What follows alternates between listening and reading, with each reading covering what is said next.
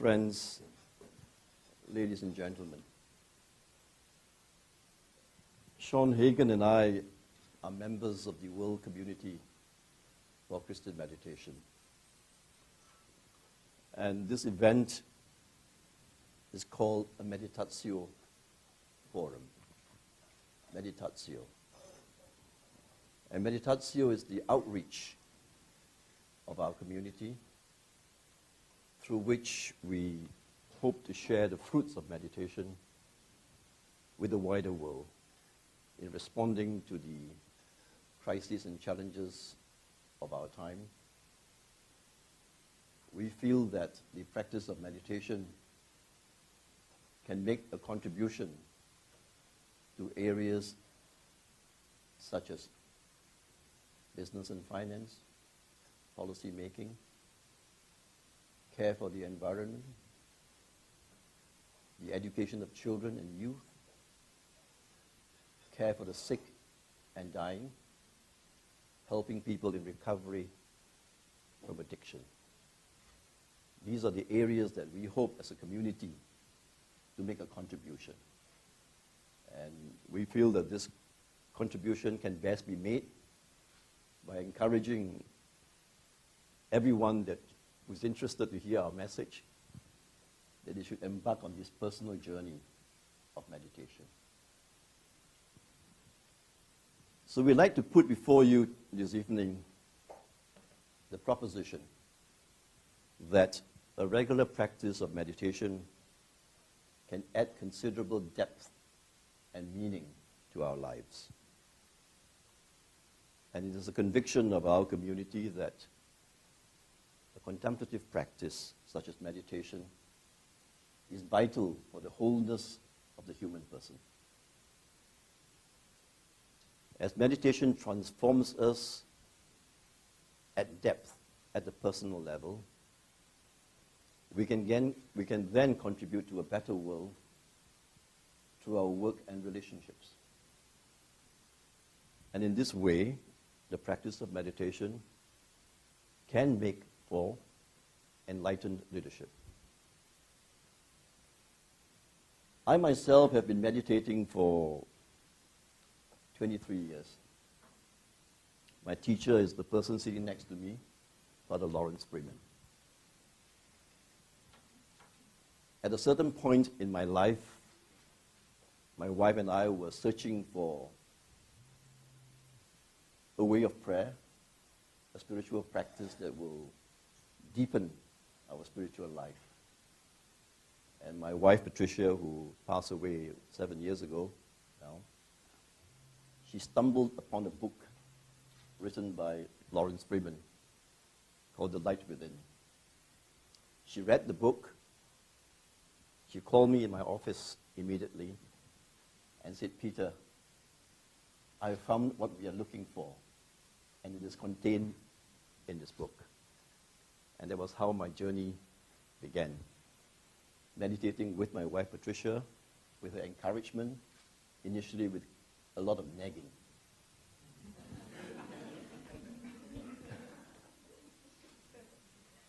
So my practice of meditation involves setting aside 25 minutes every morning and every evening.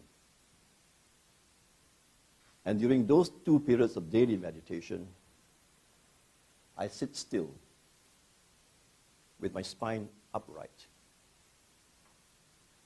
And I try to bring the mind to stillness by the continuous and interior repetition of a prayer word or a mantra. I say try because it is a ceaseless, perpetual struggle. But when the restless and distracted mind conjures up any thoughts, ideas, plans, worries, fantasies, I've been trained by the discipline to let them go. And the way to let them go is to return repeatedly to the simple recitation of the mantra, sounding the mantra and listening to it.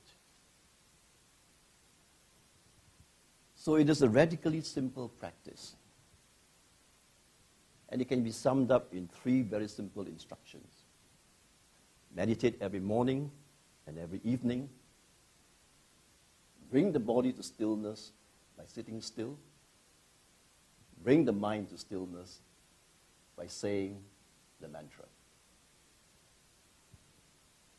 But like a lot of things in life, what is simple is not necessarily easy. In fact, meditation makes considerable demands on the practitioner. In the first place, it makes a demand for all of us in a very busy lifestyle to make the time every morning and evening for the meditation. And then, during the period of meditation itself, to be content just to repeat the mantra, letting go of all thoughts and ideas. So it is a considerable discipline, but I have discovered that it is in the acceptance of discipline that we come to a certain freedom, an inner freedom. Recently, I had the privilege of sharing the practice of meditation with the founder-father of Singapore, Mr. Lee Kuan Yew.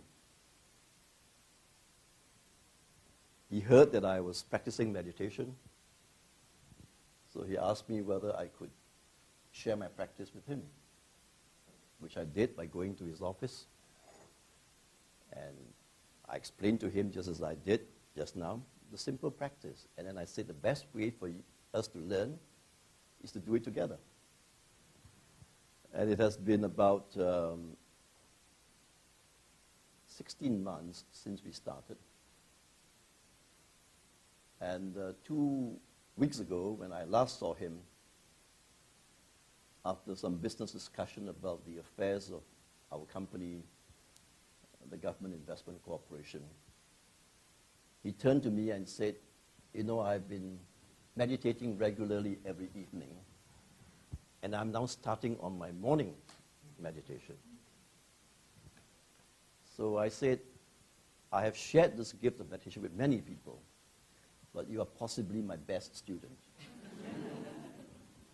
And I said, "I'm enormously impressed by the discipline that you brought to bear on this." And he says, "Well, if something is worthwhile doing, you put your heart into it and you accept the discipline." And I said, "Yeah, but for you to have embraced the discipline so quickly, you know, it's very inspiring." He looked at me in the eye and he said, "Kok Song," that's what he calls me, my Chinese name. He says, "If I am not this disciplined, Singapore would not be where it is today." So, I mean, that tells you that something which is very worthwhile in life is worth investing our time and effort. And the wholeness of the human person, I think, is perhaps one of the most important experiences for us to come to.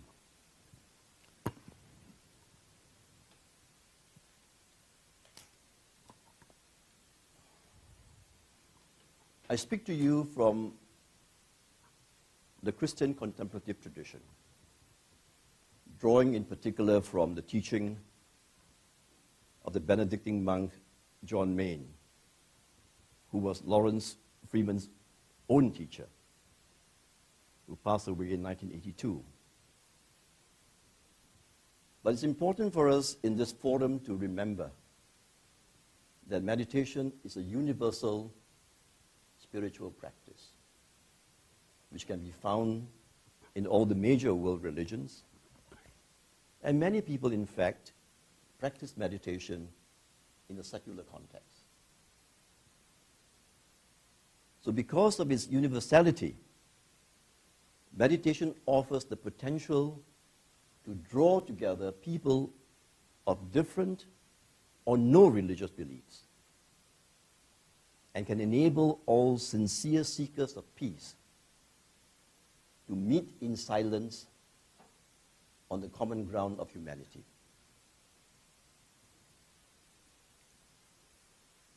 Our world is in great need of a transformation of consciousness. Our world is ravaged by ethnic conflict, violence, terrorism. Our natural environment is being desecrated. There is much human suffering arising from poverty, extreme income disparity, and severe unemployment. The global economy is in a sorry state. We have not repaired the damage caused by the 2008 financial crisis. And already the global economy is teetering on the brink of another crisis. We are 20 million jobs short of restoring employment to 2008 levels. And this unemployment situation will worsen if the global economy relapses into recession. So at a time when global problems of such seriousness require leadership of the highest order, we find that political leaders and policymakers are largely impotent. Political leaders lack the courage to put hard truths to their constituents and to eschew short-term politics for sensible long-term policies. On both sides of the Atlantic, political leaders persist in kicking the can down the road. No wonder there has been a collapse of confidence and a loss of faith in political leaders. Our event here today at Georgetown University is a collaboration between the John Main Center, the Berkeley Center for Religion, Peace and World Affairs, and the McDonald School of Business. This Business of Spirit seminar is an excellent follow-up to your earlier initiative from Georgetown called Faith and the Global Agenda, Values for the Post-Crisis Economy. That initiative, Faith and the Global Agenda, sought to fundamentally rethink the moral framework that underpins our economy, politics, and interconnectedness. What emerged from Faith and the Global Agenda was a strong sense that a change of values was desperately needed, and that faith can play a key role in articulating those values. But in talking about faith, we should realize that faith is not synonymous with religious belief. It is possible to create a community of faith among people of different beliefs. Because the faith that we are talking about is a faith in the intrinsic goodness of the human person, created in the image of God. With this faith, we can develop a sense of community and solidarity, so that self-interest and greed do not ride roughshod over the common good. But for the change of values to happen, we need to go to the depth of the human person, where one's perception of the world is shaped and where the motivation for action and external behavior arises. The teacher of our community, John Main, points out that at the center of every human being, there's a principle of unity, peace, and harmony. And to meditate is to journey to the center of our being and to live out of the center of our being. And John Main put it in the following words. He said, "We live in a world that makes great demands on us and is continually threatening our ability to stay rooted in the center of our being. Meditation is the way to rootedness in ourselves. If we live at the surface level of activities, our lives will degenerate into a search for security or ways of self-protection. Jesus tells us that only God is good. In other words, God is all goodness, transcending all human ideas of the good. And the wonder of meditation, the wonder of prayer, is that when we transcend ourselves, we enter God's all goodness, and we become good ourselves. Not because of any kind of striving to be good, but because we enter the radiance of the orbit of His goodness. That is the basis of all morality. Not that we try to imitate God, but that we participate in the goodness of God. Every time we sit down to meditate, we enter into a state of oneness, where the whole of our being comes together in the presence of God.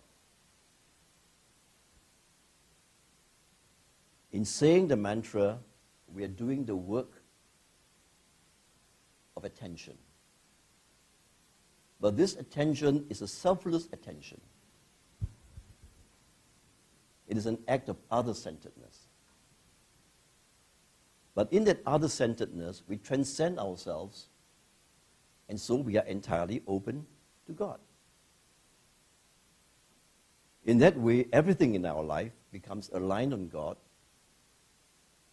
and our order of values is gradually changed. Instead of our value system being based on the ego, on personal success, self-promotion, self-preservation, our value system becomes based on God. We see the greater reality of other-centered values such as compassion, tolerance, forgiveness, and justice. All of us would presumably like to be more kind, more selfless, more compassionate, and so on. But at the same time, we recognize ourselves as weak, mortal, fallible human beings. And this often induces us to protect our own vulnerability. But in meditation, we discover the power source that enables us to live without the anxiety of having to protect ourselves.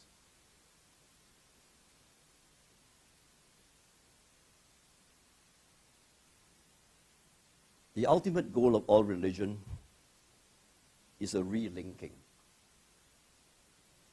And the relinking is a relinking with our own center. In our own center, in the depths of our own spirit, dwells the Spirit of God. But what has severed our link with the Spirit within us is our egoism, our self-preoccupation, our self-centeredness. We are perennially thinking about our surface selves. We are locked into the prison of our egoistic self. So the domination of the ego poses the greatest challenge to us in coming to wholeness and to good management and leadership. Fear and greed are at the root of our present crisis. and they are the manifestations of an inflamed, dysfunctional ego. But the ego is part and parcel of being human. We all need the energy of the ego to propel us into action. We hope that our ego can develop in a healthy way and that we can even transcend the ego so that our true self is not obscured by the false self, which is the ego. But the power of meditation lies in the fact that in order to break out of the prison of our ego, we need not force, but gentleness. Therein lies the efficacy of the way of meditation, which is the way of gentleness. And this is how John Min described it. He says, we cannot vanquish the ego by force. That would itself be egotistical. We cannot use force because force would be a self-directed exercise of the will. So to escape from self-obsession, we have to change the direction of our attention.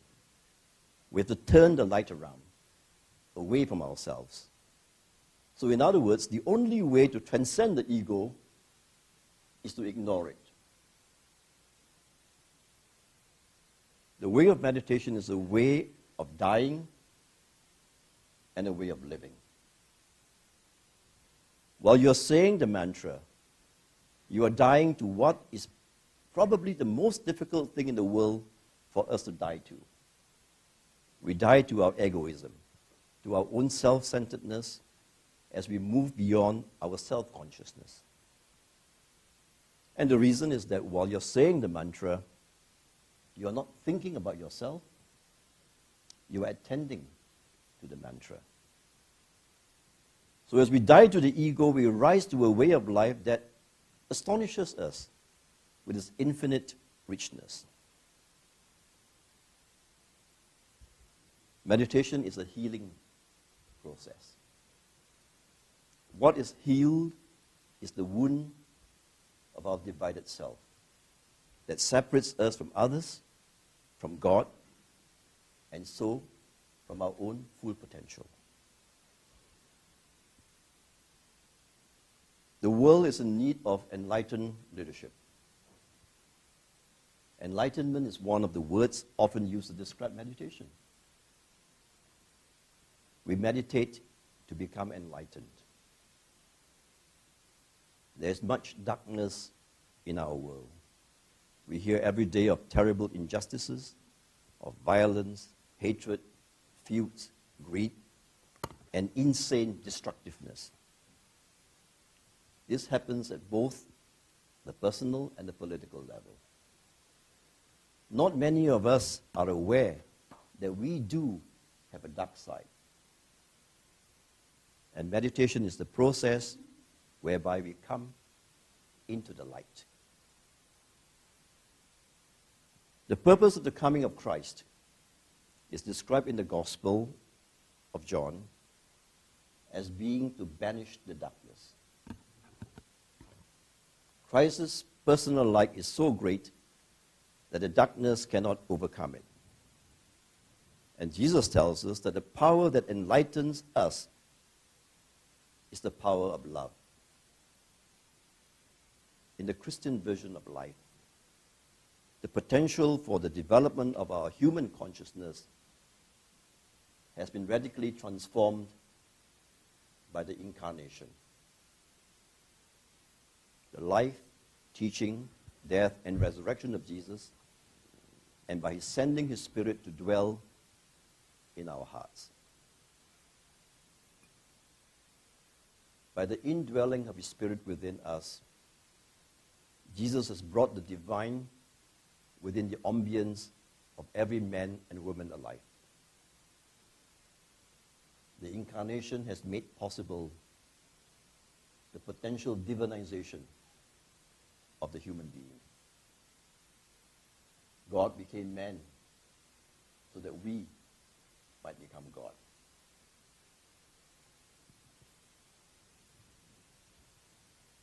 Mahatma Gandhi saw the Jesus event as a universal truth. He said, because the life of Jesus has a significance and a transcendency to which I have alluded, I believe that Jesus Christ belongs not solely to Christianity, but to the entire world, to all races and people. It matters little under what flag, name, or doctrine they may work, profess a faith, or worship a God inherited from their ancestors.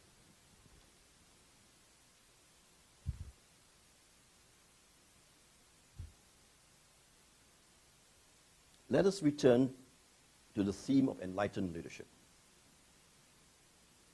It seems to me that the transcending of the ego is the link between meditation and enlightened leadership. We are all familiar with what are commonly regarded as the attributes of good leadership. Let me review with you 5 of these leadership qualities that I think are the most significant, and share with you from my own experience how they are related to the practice of meditation. The first attribute of leadership is the will to lead. The will to lead. When this is positively expressed, the leader views leadership as the acceptance of responsibility and not simply the exercise of power. But when the will to lead degenerates, the leader operates from an egocentric need for self-glorification and self-enrichment. How does meditation help in this? Well, in meditation, as I said earlier on, we cultivate the discipline of selfless attention, in which our focus is directed away from ourselves to the other. The second attribute of leadership is clarity of mind. Now, clarity of mind is not to be confused with intelligence, because something more than IQ is needed. And that something is sound judgment, which requires emotional awareness and emotional control. A critical part of clarity is the acceptance and the recognition of uncertainty and the admission of ignorance. From my own experience, meditation enables me to see more clearly, perhaps with the eye of the heart, to look into what is essential and enduring, unclouded by the illusion of the ego. The third attribute of leadership is the humility and the ability to learn. And the ability to learn enables the leader to expand his perception beyond past positions and to adapt to changing circumstances. Some leaders stop learning when they become overconfident as a result of success or the admiration or flattery from others. The leader must learn from his experience, and the most effective source of learning is from errors. Learning is inhibited when the leader fears making errors, or worse still, denies his errors. So self-knowledge and true humility is needed for true learning. Meditation is the way to self-knowledge. When we meditate, only a little experience with our distracted mind would be a cause for humility. But at the same time, the faithful return to the mantra in the face of distractions builds up our endurance to persevere in our learning to be attentive. The fourth attribute that I would like to talk about is the leader's experience and insight. That his leadership role requires a certain measure of solitude and aloneness. While he must share and respect the core values and the aspirations of his group, sometimes he also has to be an agent of change. There comes a time when he has to lead his people along a new path and to make hard decisions that are not popular but necessary for the group's progress. In meditation, we enter into the practice of solitude, in which the experience of our uniqueness within a wider plan, within the cosmic plan, you might say, prepares us better for contributing in our own unique way to the community. And lastly, the leader needs to deploy his energy wisely. The wise deployment of energy refers to the economy of energy, the direction of energy, and the impact of the dynamic leader on the energies of his followers. We are all mindful of how the pressure of time and an unrelenting pace of work can cause stress and friction at home and at work. Wise leaders operate with the optimum deployment of energy, their own and their followers. In meditation, we put the priority of being over action, so that right action can proceed from the goodness to be found in pure being. I myself have found that the twice daily meditation periods are essential to a sense of well-being and balanced growth. On very busy days, the 2 meditation periods reset the interior balance. So to summarize, meditation is the work of selfless attention. In the turning from self to the other, from self-preoccupation to other-centeredness, the enlightened leader sees the exercise of leadership as not about himself, but for the common good of others. Keeping this balance between individual and common good was once the job of society and religion. Today it must be underpinned by a personal practice and the sense of community which meditation nurtures. If meditation has the potential to transform the human being, we should ask, should this life skill not be taught in schools and universities? If meditation can make a difference to the quality of leadership, should this discipline not be offered in the curriculum of business schools?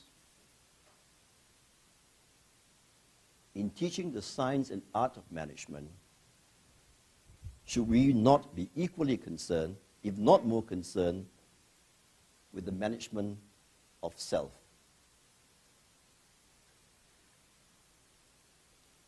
It seems far-fetched to propose that a discipline as simple as meditation can make a significant contribution to the practice of leadership. I speak from my own experience. And it has been my experience that meditation is possibly the kindest thing that we should do for ourselves. But the paradox is, it is also the kindest thing we can do for others.